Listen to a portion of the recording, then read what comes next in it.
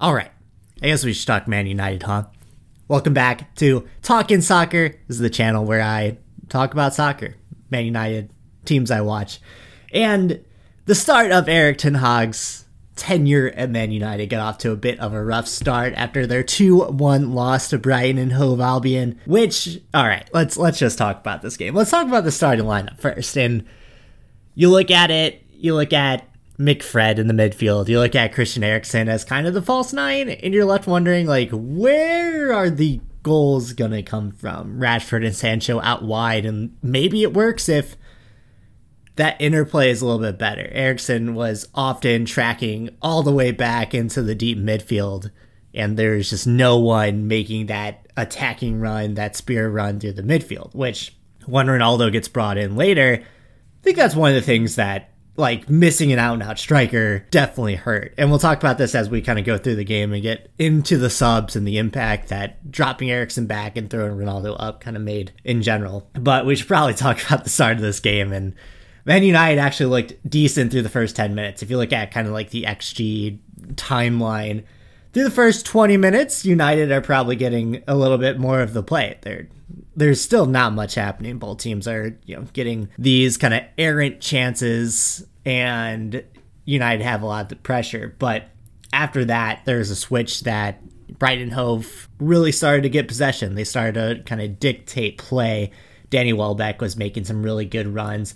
Pascal Gross also just like really striking through the midfield. And the big problem from the Manchester United side is that Diego Dalot was playing very high up, and neither McTominay or Fred had any sort of defensive responsibility. So there's just this big gap where Harry Maguire is being made to cover the whole left-hand side of the field, I guess right-hand side of the field.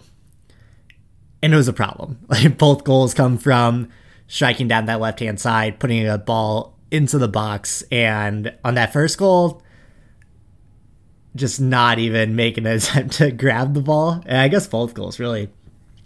And, you're left, it's 2-1 after the 38th minute, that 38th minute coming on a really quick counterattack just as Manchester United are, like, starting to get set up.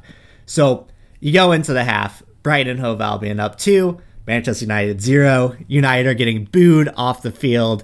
A lot of fan action in this one. There were protests going on outside of Old Trafford, as well as tensions are very much starting to build against the Glazers. Not that they haven't been the past decade, but it's really feeling like it's starting to get to a fever pitch, especially after you hire Ten Hag and then kind of don't allow him to sign anyone outside of Martinez, who Lisandro Martinez was probably my best player of this game, but we'll talk about that in our player grades later.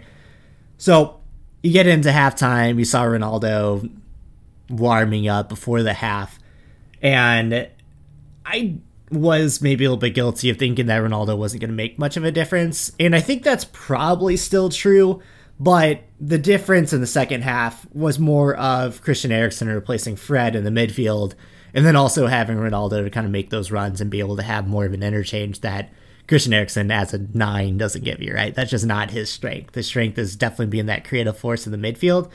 And I think looking forward, it's still 2-0, but you're starting to see some more possession from United. You're starting to see some more probing chances.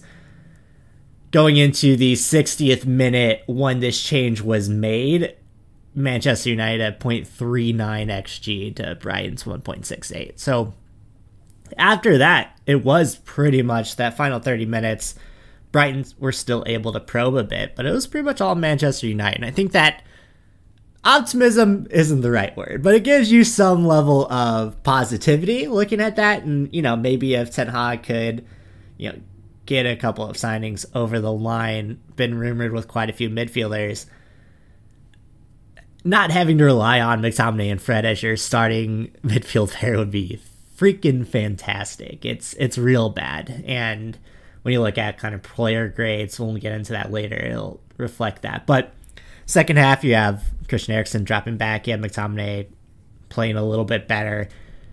There's still some major issues defensively because Diego Dalot was giving free reign, as he should. He's a very creative player, especially offensively, and he's still pretty good defensively, but he's having to cover a lot of ground, And when you give McTominay and Fred, and then later Christian Eriksen, who actually did a much better job tracking back defensively, making a couple key tackles, but there's a lot of kind of spacing issues there, which hopefully as games get on, as drills go on, that'll get handled a little bit better. But man, this is real bad. So, okay, after that 60th minute, you have some real good chances. The 67th minute own goal from Alex McAllister, which was just a calamity in front.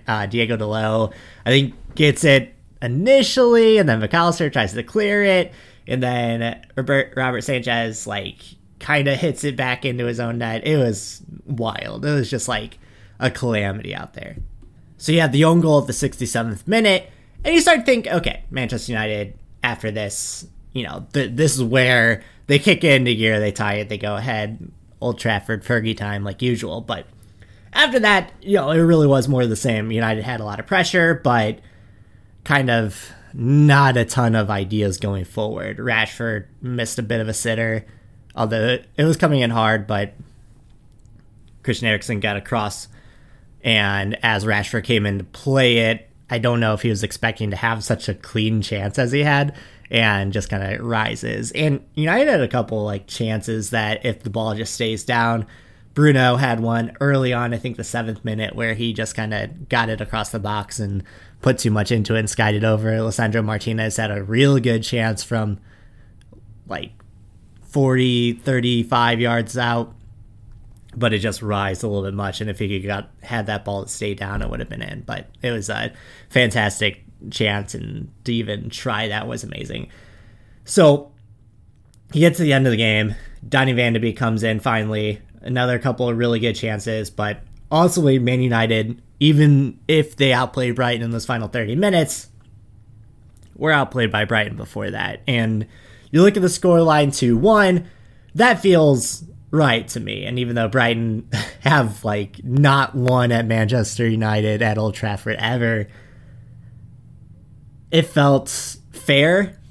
And I think when you look at it, you look at the two teams, Graham Potter just has that team drilled really well. And we saw that a lot the past few years, is that if a team is really well coached, really well drilled, they can overload the right side, switch the play, and they're just mismatches all over the field. And you saw that with that kind of midfield defensive pairing for Manchester United today, that it was just easily exploitable. But I think, looking ahead, if you're Brighton, there's a lot to take away from, the 2 goals from Gross. Welbeck played real well. Adam Lallana, I thought, was phenomenal in the midfield as well.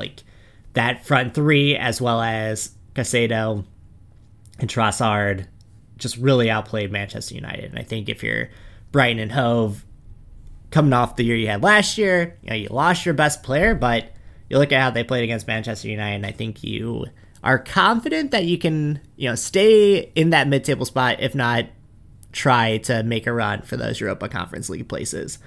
On the Manchester United side, you maybe have some slight optimism in how Sancho and Eriksen played. Maguire and Lisandro Martinez both looked pretty good.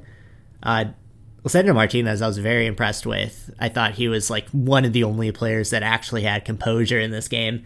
Shaw and Dalot, I thought, had their moments, but defensively it's not great. And De Gea didn't have a great game, if you ask me. There are a couple of passes that were just errantly wide, and then I thought he could have done more on, especially that second or the first goal where he, actually both, because the one goal, it's coming right across the goal mouth. He makes no attempt to really play it.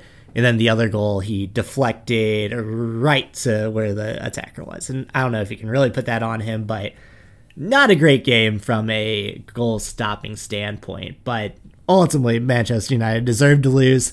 Graham Potter's side was much better drilled so far, and Ten Hag just getting started. So you can't really fault him for that too much. But I think it just goes to show that the players that United have and the options that they have off the bench are just uninspired, right? So if you look at the future starting lineup for Manchester United, and if you switch out McTominay for Donny van de Beek, if you switch out Fred for Christian Eriksen, and you start Ronaldo or you start Anthony Martial when he's healthy, it's maybe feeling a little bit better. But then what are your options off the bench, right? And if some of the youth players can come through, you saw Alejandro Garnacho and Elanga and Tyrell Malacia getting some time at the end there, and if like they're getting awarded some time, if they're starting to feel comfortable, if that talent is starting to come through, maybe that's what saves the year for United. But as of right now, it's gonna be a bit of a slog, a bit of a rough time. So those are kind of my thoughts on the game, my thoughts on the players. Some positives, a lot of negatives looking ahead. But I thought Christian Eriksen played really well. I thought Lisandro Martinez played really well. And aside from that, Jadon Sancho had his moments. Diego Dalot had his moments. Luke Shaw, I thought, could have played a lot better, but that left side was a bit of an issue today. Marcus Rashford and Bruno Fernandes need to do more. Both those guys are just so talented, and neither really had their positive moments today. I thought Rashford was actually quite poor, which for him was a little bit unusual because I think he could be one of those game-changing players, but just, I don't know if he was being asked too much or if just the pressure is getting to him, but we'll look forward to the next game. If you look ahead, Manchester United now sitting with 0 points to start the year, play Brentford next week, so maybe that's a little bit better if they lose that one, or if they draw that one. They need to probably win. Those are the winnable games that you can't drop points for. And then Brighton go off against Newcastle next week, which I think will be a very fun matchup as well. So we'll look ahead. We'll see what happens, but let me know what you thought of this game down below. Let me know where you think United go from here. It's gonna be a season. Probably bad. Probably rough. This is a lot of early mornings and disappointed days coming forward. So thank you so much for watching. Give me a thumbs up if you like it. Subscribe for more. I'm gonna be talking more soccer, more English Premier League football this year. Some MLS, some NWSL. So stick around. We'll talk more.